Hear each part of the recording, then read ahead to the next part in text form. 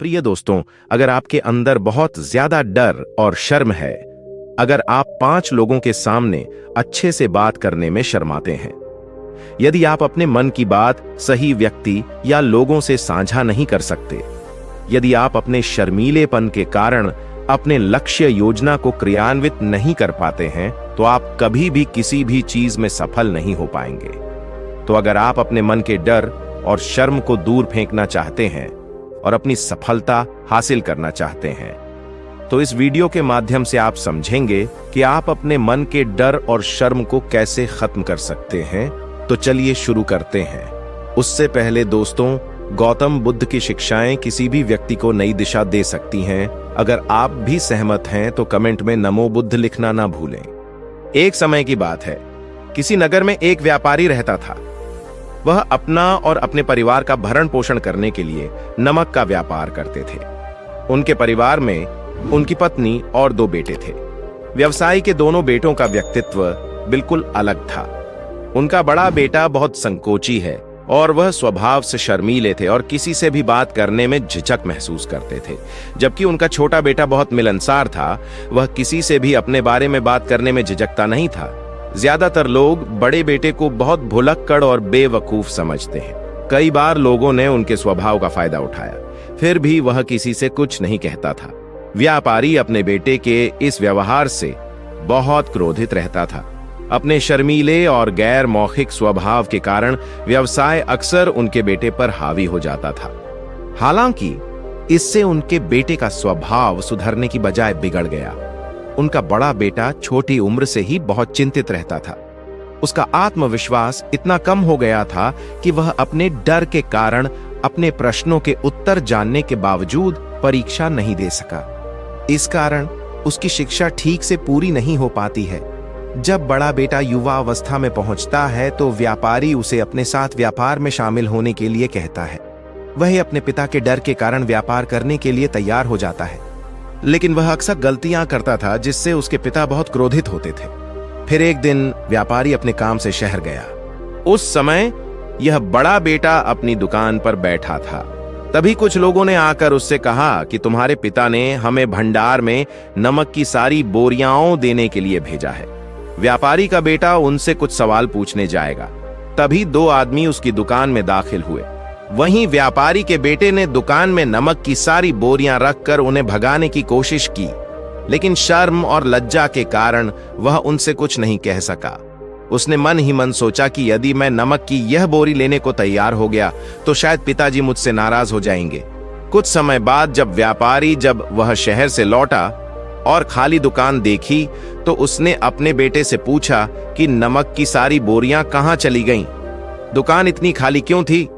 तब उसके बड़े बेटे ने बहुत धीमी आवाज में कहा कि दुकान पर कुछ लोग आए थे और उन्होंने मुझसे कहा कि तूने उससे नमक की सब बोरियां नगर में ले जाने को कहा था। यह सुनकर वह व्यापारी के सिर पर हाथ रखकर बैठ गया। उसने अपने बेटे को दुकान से धक्का दे दिया और कहा कि तुम मूर्ख ही रहोगे। उन्होंने तुम्हें बेवकूफ बनाया और सारा सामान लेकर चले गए।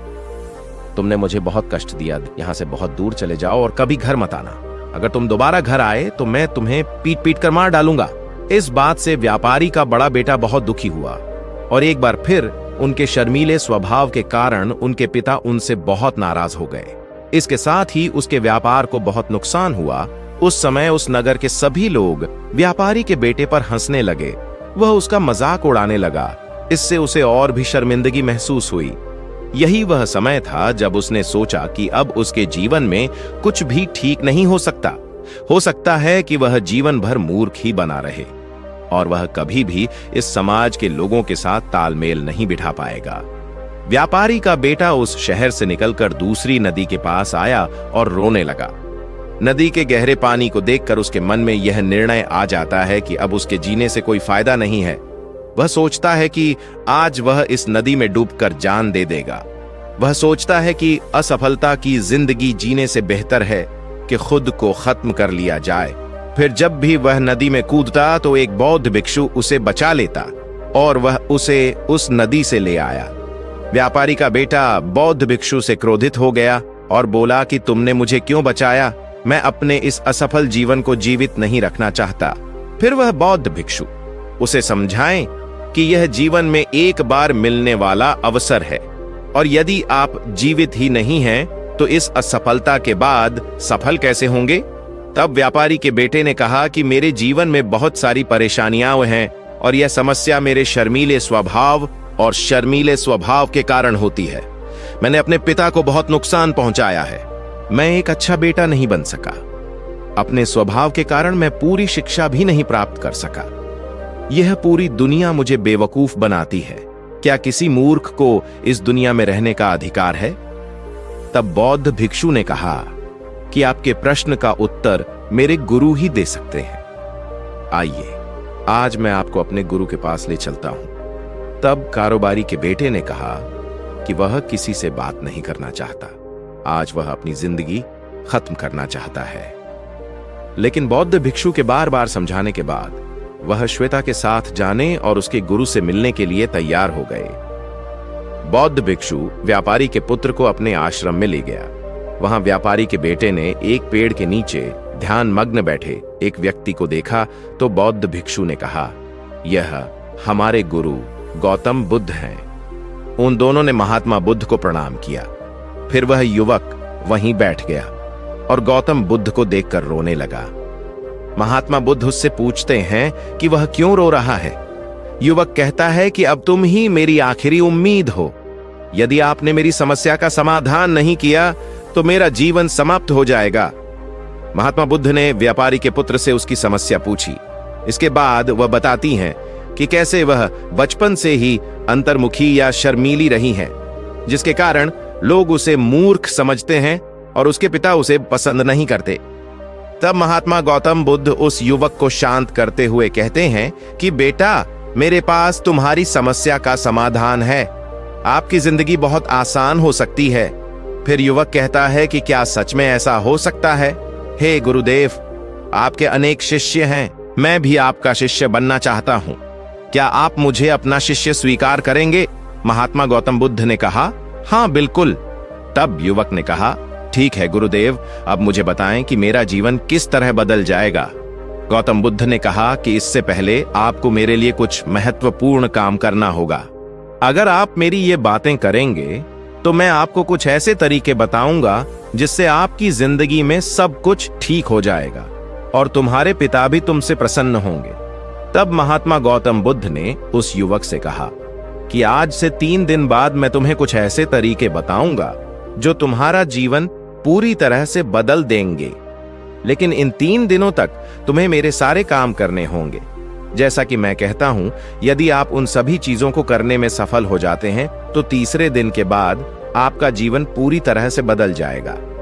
तुम्हारा पहला दिन कल से शुरू होगा। अभी जाओ और इसी आश्रम में विश्राम करें।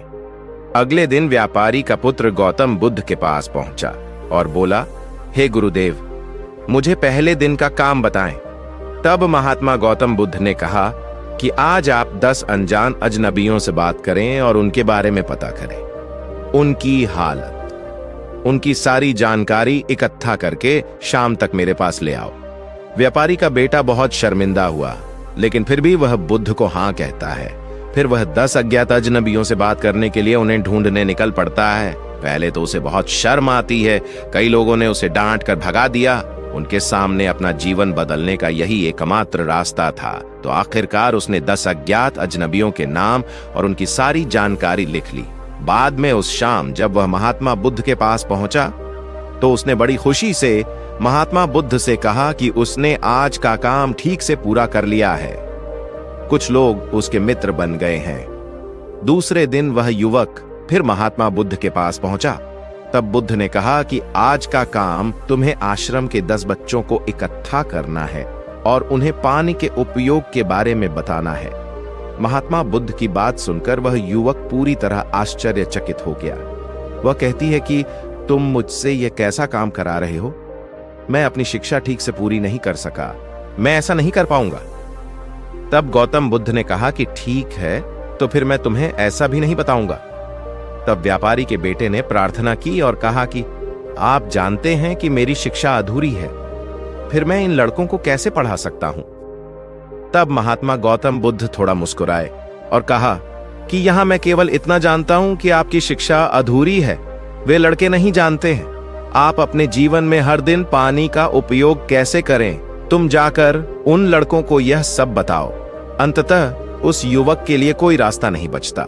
उसने थोड़ी हिम्मत जुटाई और लड़कों के पास पहुंचा। शुरुआत में तो उसके हाथ पैर कांपने लगे, लेकिन धीरे धीरे आखिरकार उसने पानी के बारे में बात करना शुरू कर दिया। उसने लड़कों को पानी के 5 विशेष गुणों के बारे में बताया और जल्द ही वह महात्मा बुद्ध के पास आया और कहा कि वह उनसे बहुत डरता है। लेकिन आखिरकार मैंने लड़कों को पानी के 5 विशेष गुणों के बारे में बताया। तब महात्मा बुद्ध ने कहा कि जाओ और एक बार और प्रयास करो। युवक ने एक बार फिर साहस जुटाया और लड़कों को पानी के बारे में पढ़ाना शुरू कर दिया। अब युवक को कोई डर नहीं लगता। वह अब पूरे आत्मविश्वास के साथ लड़कों को पढ़ाते हैं। तब महात्मा बुद्ध ने उस युवक की प्रशंसा की और कहा कि तुम बहुत बहादुर हो। बुद्ध के मुख से यह प्रशंसा सुनकर वह बहुत प्रसन्न हुए। फिर जब तीसरे दिन वह युवक बुद्ध के पास आया तो महात्मा बुद्ध ने कहा कि आज का काम तुम्हें थोड़ा अजीब लग सकता है, लेकिन आज तुम्हें अपने पिता से मिलने अवश्य जाना चाहिए। महात्मा बुद्ध की यह बात सुनकर युवक बहुत डर गया। उसने कहा कि नहीं, मैं अपने पिता के सामने कभी नहीं जाऊंगा। तब महात्मा बुद्ध ने कहा कि ठीक है, फिर मैं तुम्हें रास्ता भी नहीं बताऊंगा। अंततः युवक ने कहा, बुद्ध के वचनों का पालन करना। महात्मा बुद्ध उससे कहते हैं कि पहले तुम अपने पिता के पास जाकर माफी मांगो और उनसे एक मौका और देने को कहो ताकि तुम अपने आप को बुद्धिमान साबित कर सको। युवक बहादुरी से अपने पिता का सामना करता है और उनसे माफी मांगता है और आखिरकार व्यापारी ने अपने बेटे को माफ कर दिया और उसे एक और मौका देने पर सहमत हुए। तभी वह युवक गौतम बुद्ध के पास आया और जब वह रास्ता पूछता है तो महात्मा बुद्ध कहते हैं कि तुमने अपना रास्ता खुद ही ढूंढ लिया है। आप किसी से बात नहीं कर सकते थे। बहुत शर्मीला लड़का है, ये सब तेरे मन में बैठा डर है। हम कितने आत्मविश्वासी हैं, कितने शर्मीले हैं और हमारे भीतर कितना डर छिपा है, यह सिर्फ हम ही जानते हैं। कोई बाहर नहीं समझ सकता। यदि आप आश्वस्त नहीं हैं तो लोग हमारे बारे में ऐसा सोचते हैं जैसे हम खुद को बाहरी दुनिया के सामने प्रस्तुत करते हैं। फिर भी यदि आप लोगों के सामने आश्वस्त होने का दिखावा करते हैं तो कोई भी नहीं जान पाएगा कि आप कैसे हैं। वह युवक समझ गया कि महात्मा बुद्ध का क्या मतलब था। इसके बाद उसने महात्मा बुद्ध को धन्यवाद दिया और उनसे वादा किया कि वह अपने जीवन में सफल होगा। तो दोस्तों, अगर ये वीडियो आपको थोड़ा सा भी प्रभावित करता है तो कृपया एक लाइक और शेयर करें। और अगर आप इसी तरह के और भी वीडियो पाना चाहते हैं तो हमारे चैनल को सब्सक्राइब जरूर करें। धन्यवाद।